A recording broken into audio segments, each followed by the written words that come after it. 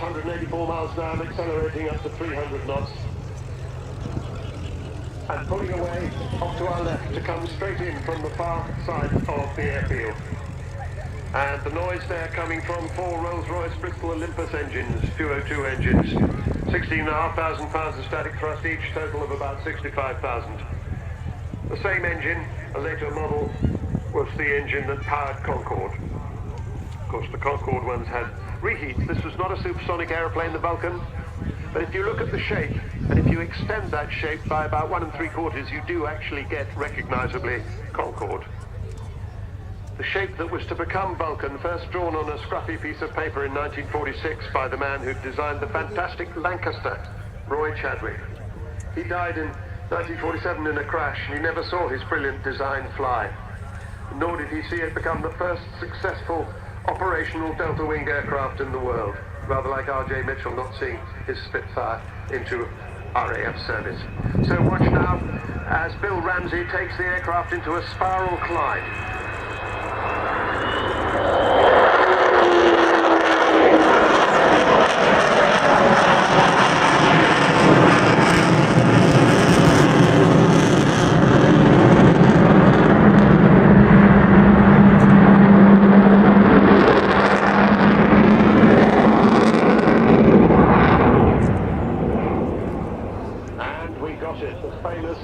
Howl. There are different explanations for how that happens. The easiest is that people say it's a bit like floating over the top of a Coke bottle. And you've got 2 engines on each side with a single intake, and under certain conditions you get that wonderful whistling sound. She's getting her wheels down now. She's not going to land here. The runway's not long enough, but we will see her fly by with her wheels down. So you get to see the 18 wheels of the aircraft, 16 in the main undercarriage and 2 of the nose wheel. So the RAF got its first Vulcan in 1956. It had been designed with the Valiant and the Victor to carry the British nuclear deterrent during the Cold War. Last year it was 25 years since the fall of the Berlin Wall and the collapse of European communist regimes, which eventually ended the Cold War. And this aeroplane was a significant player in the ending of the Cold War.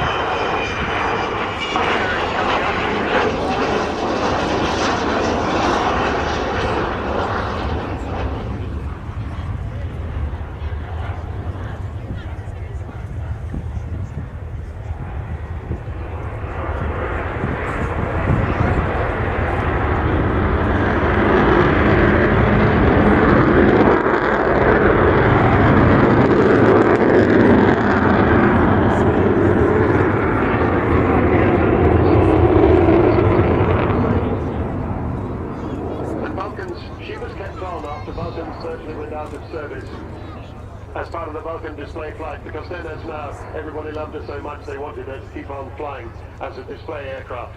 And she finally retired from the RAF in 1993. Now as she comes by this time, watch for the bomb doors opening, and you'll see that capacious bomb bay that carried 21 1,000-pound bombs. So Jonathan Lazari, the AEO, is opening the bomb bay as she goes by. And that, of course, is the heart of the bomber. And that was the bomber that Martin Lewis in the right hand.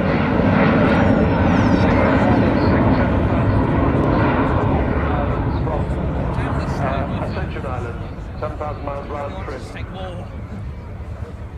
He was supported by 11 Victor tankers, and he had 18 refuelings in order to get that bomb load to the Falkland Islands and bomb the runway at Port Stanley. He dropped all 21 1,000-pound bombs, and they hit the runway with 2, and that was about par for the course, because these were dumb wartime bombs. If you wanted to make sure of hitting a point target, you had to have lots of overkill. So they did what they were supposed to do, and they eventually got back. Martin Withers was awarded the DFC, and it was a turning point in the Falklands War. It gave the Argentines pause for thought. They didn't station their fast jets on the Falkland Islands, which was significant in the prosecution of the war.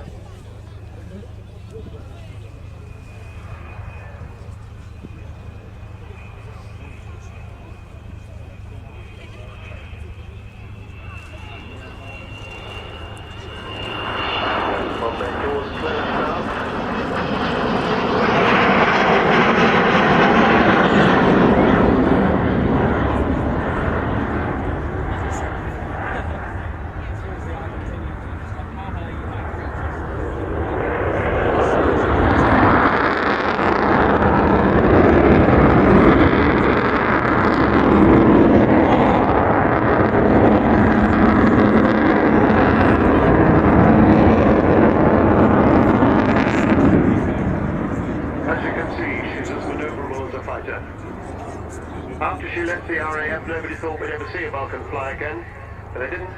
They counted without two people in particular, but lots of others. David Walton, who bought this aeroplane, and all the spares, and Dr. Robert Fleming, who eventually formed what is now the Vulcan to the Sky Trust. And she eventually flew again in 2007, so 8 years ago.